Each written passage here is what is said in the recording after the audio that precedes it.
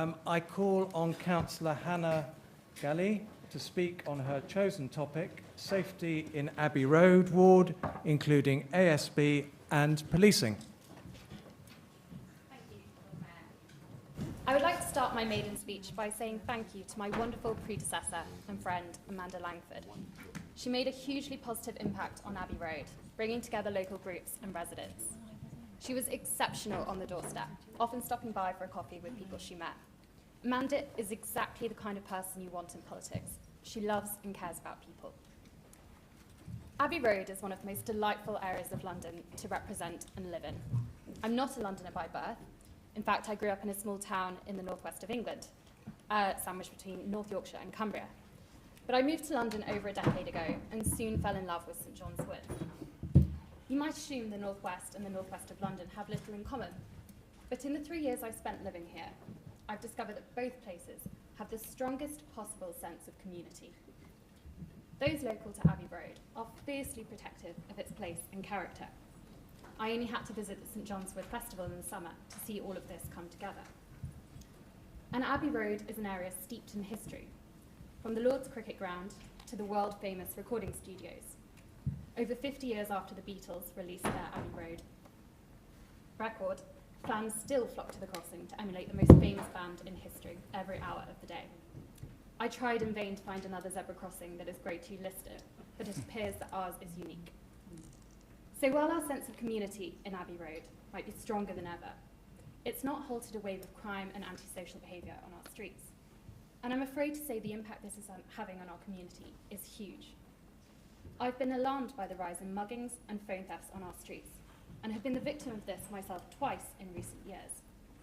Jogging around the perimeter of Regent's Park, I was grabbed by masked men on a moped, trying to wrestle my phone out of my hand. They didn't stand a chance against my extremely loud screams, but the next time I was not so lucky. My phone was cleanly whipped out of my hand outside Camden Tube. For a long time, this city has not felt safe. In my ward, children in particular are becoming a target for phone theft. Residents have described how gangs will travel to the area to intercept kids as they leave school, either to walk home or take the tube. Alarmingly, this sometimes happens at knife point, in what are clearly premeditated acts. Since I took office in July, I've been helping residents and shopkeepers on Blenheim Terrace. This quiet, lovely street has unfortunately become the target of a sustained crime wave. Brazen shoplifters have repeatedly targeted a small family-owned corner shop. Scooters have been performing reconnaissance on the street, making use of a small passageway. And on Saturday, an absolutely vile anti-Semitic incident took place in broad daylight. Elsewhere, quiet residential streets are plagued by drugs. Residents are greeted by the sight of people visibly taking and selling cannabis outside their homes. In Scott Ellis Gardens, teenagers are disgracefully climbing onto the roof of the building to throw illicit parties.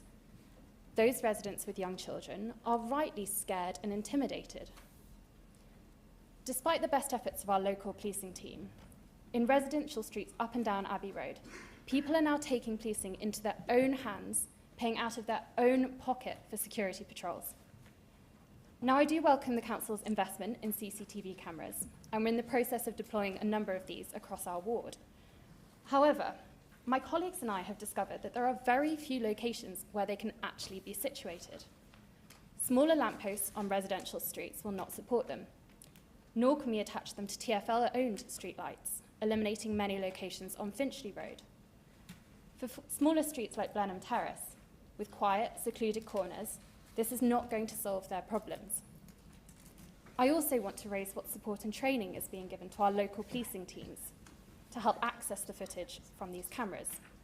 In conversations I've had, it seems that while Charing Cross can access footage if a crime has been reported, our local team don't currently have the means of monitoring the cameras.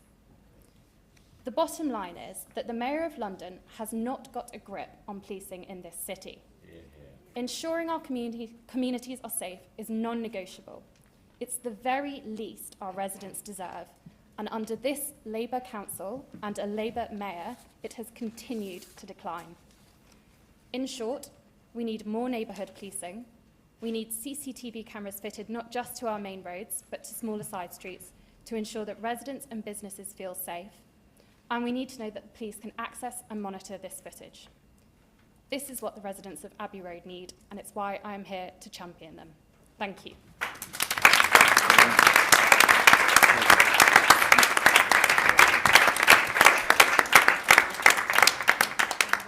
Thank you, Councillor